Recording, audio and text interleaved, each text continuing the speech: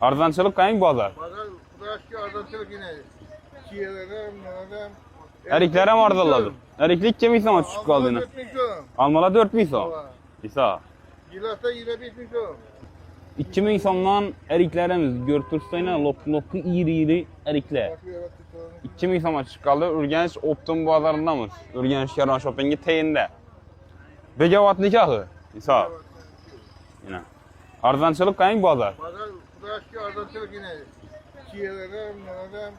Eriklar ham arzonladi. Eriklik 2000 so'mga tushib qoldi yine. 4 milyon. Almalar 4000 so'm. İsa. Gilasta 25 milyon. Bo'ldi, 40 tamam. milyon edi, 25'e çıktı. Hava 40 milyon var 25'e düştü. Yarım bağa başladı. 20 milyon, 18 milyon bizim. 20 18. 15 tane berip tuttular. 15 tane var. 15 tane berip tuttu. 13 tane var. Farkı bayın uluq içinde miyede yeri. Hava. Bo'ldi ağa, rahmet. Bir like'lan bas yakınlar yorkonlar 12 iyun sanasına göre narxlar aytib o'tdik. 2000 so'mdan eriklarimiz. Sağ olasın.